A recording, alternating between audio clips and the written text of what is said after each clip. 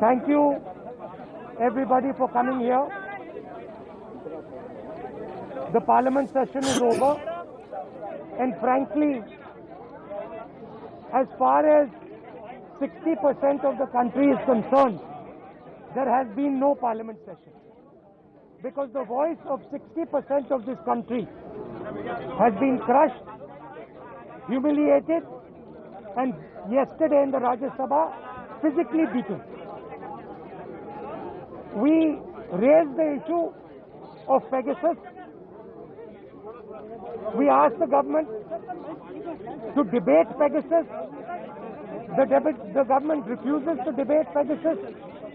We raised the issue of farmers outside Parliament because we cannot raise it inside Parliament. We raised the issue of price rise outside Parliament because we could not raise it inside Parliament. And today we have come here to speak to you because we are not allowed to speak inside Parliament. This is nothing short of the murder of the democracy of this country. I'd also like my friends from other parties to make their comments. Raul sir.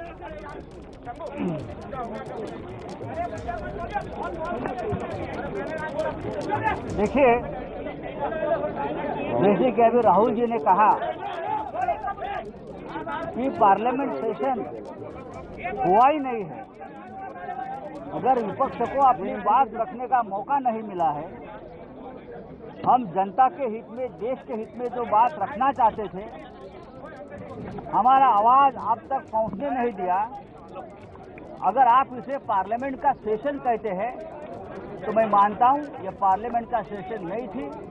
हमारे सबके सामने हमने कल देखा है, लोकतंत्र की हत्या हुई हमने देखा है, हमारे आंखों से देखा है। जिस तरह से कल राज्यसभा में मार्शल के ड्रेस पर बाहर से प्राइवेट लोग आकर हमारे महिला सांसद और हमारे सभी सांसदों के ऊपर हमला करने की कोशिश की, मुझे लगा ये मार्शल नहीं थे, मार्शल लॉ लगाया था राज्यसभा में और पार्लियामेंट में। हमने इस प्रकार से जो लोग खड़े थे कल, तो मैंने तो बोला कि मुझे लगता है कि मैं पाकिस्तान बॉर्डर पे खड़ा हूं और हमें रोका जा रहा है अंदर जाने से। इस देश में कल पवार साहब ने जो कहा है कि उनके 55 साल के संसदीय लोकशाही के पूरे जीवन में इस प्रकार का चित्र ना खड़गे साहब ने देखा है, ना पवार साहब ने देखा है, और 20 साल में ना हमने देखा है।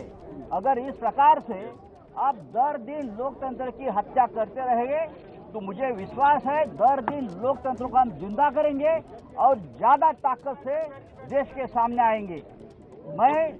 मैं ये जो हमारी अपोजिशन की यूनिटी है उसको धन्यवाद देता हूं कि कल भी हम एक साथ थे और आज भी एक साथ है और कल भी रहेंगे। धन्यवाद।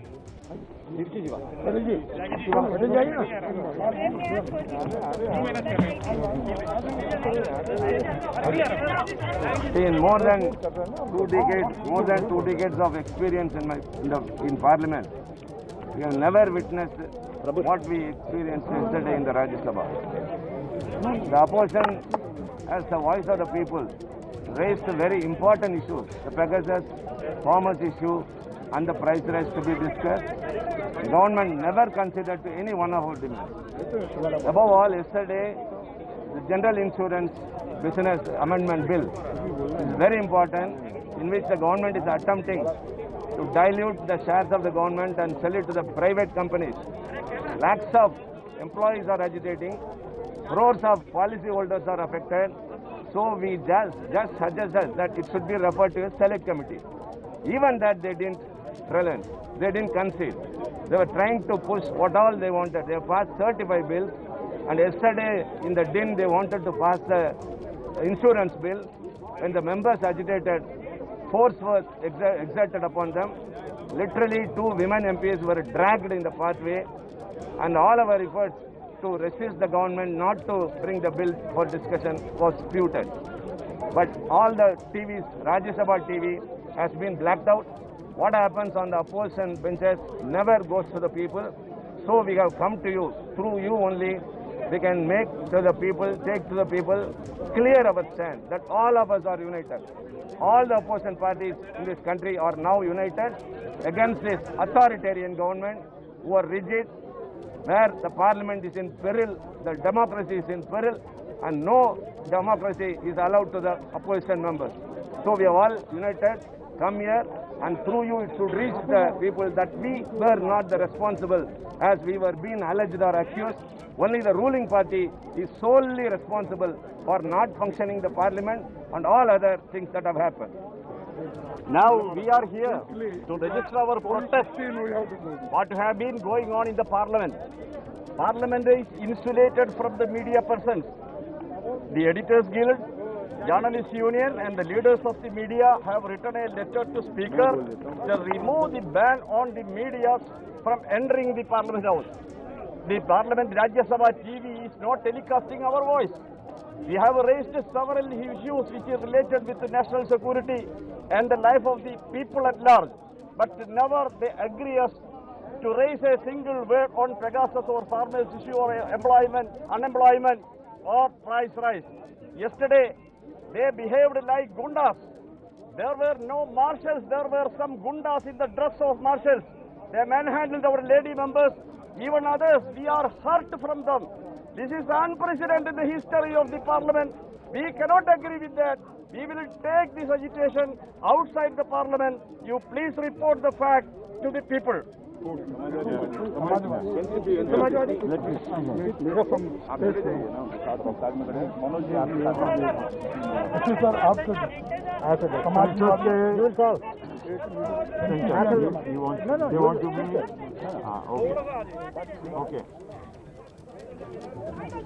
ये पूरा संसद का जो सत्र रहा है, ये मैं समझता हूं कि बहुत ही हमारे सब लोगों के लिए शर्मनाक रहा है। कल हमारे नेता शरद पवार जी ने राज्यसभा में बैठे हुए जो प्रोसीडिंग्स हो रही थी उसके बारे में टिप्पणी की है और जो आप सभी लोगों ने आज अखबारों में भी कैरी किया है कि उन्होंने अपने संसदीय जीवन में इस प्रकार की शर्मनाक घटनाओं को कभी देखा नहीं है और ये जिम्मेदारी सरकार की बनती है कि वे संसद को सुचारू रूप से चलाने के लिए सहयोग करे और खास करके जो ऑपोजिशन है, ऑपोजिशन का भी एक महत्व लोकशाही में होता है और ऑपोजिशन की बात ये जनता की बात होती है, जनता की पुकार होती है। इसको पूरी तरह से इस बार इस सेशन में कोई सुनवाई नहीं हुई। ये मैं समझता हूं कि बहुत ही शर्मनाक बात है। इसके लिए जितनी निंदा की जाए कम है। मैं ये फिर से दोहराना चाहता हूं कि शरद पवार जी इस बात से बहुत दुखी है और उन्होंने इसकी निंदा कल की है।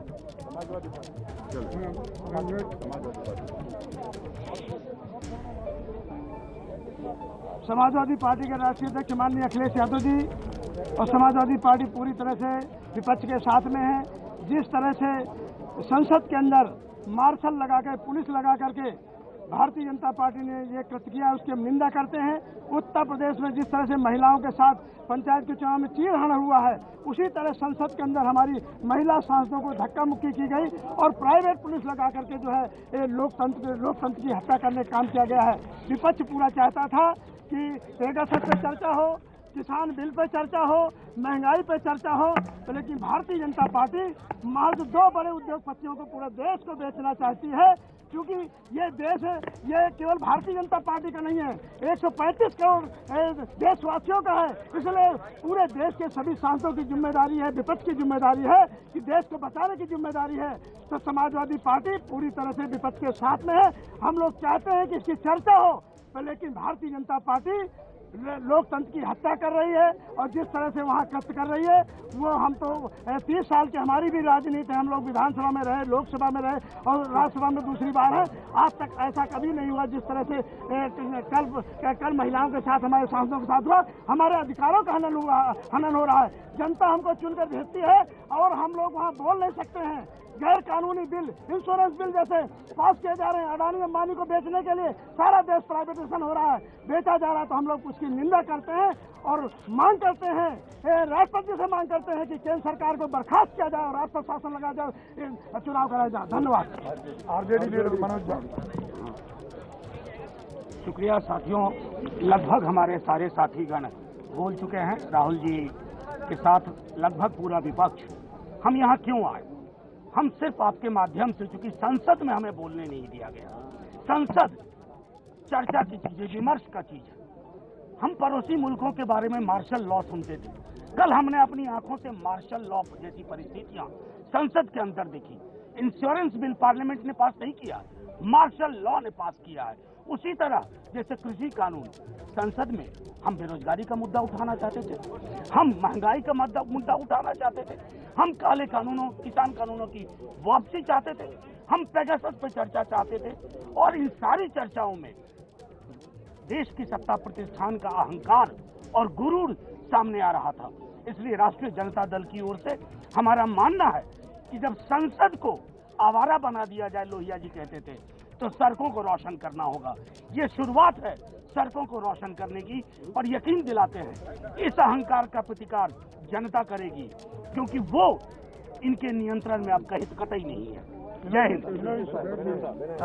My dear friends, colleagues in the Parliament and media persons, on behalf of IUMN, I once again express our solidarity with this fighting mass of India.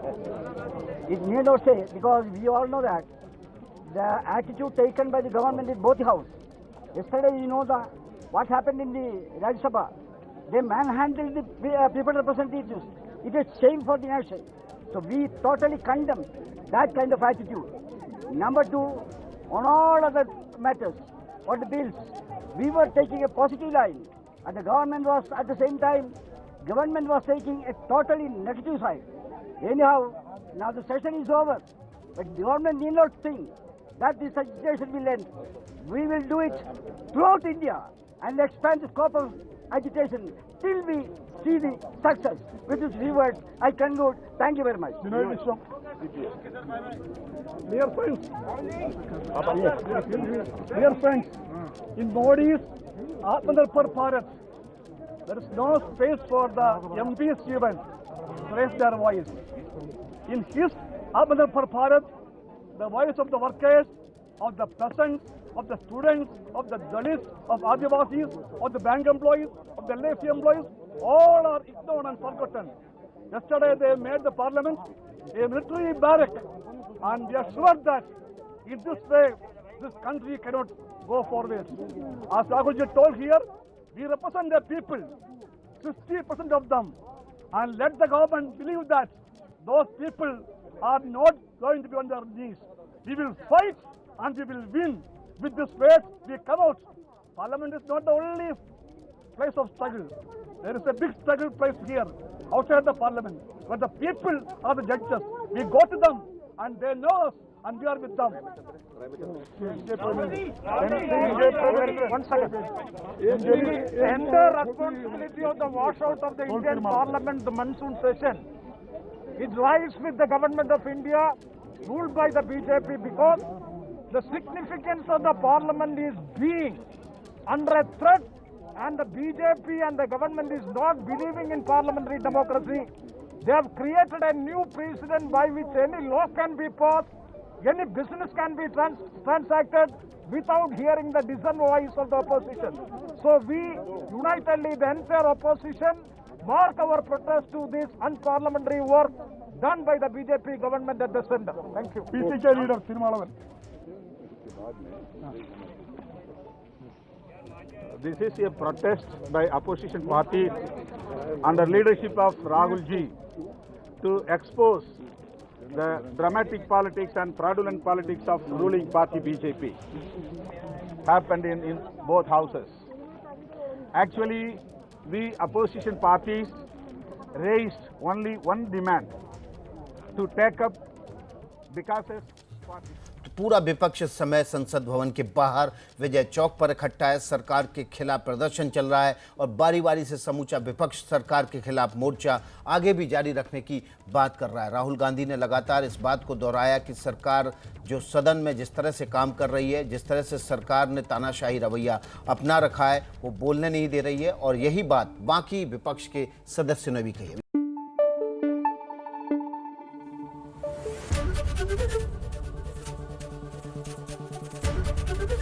ABP news आपको रखे आगे।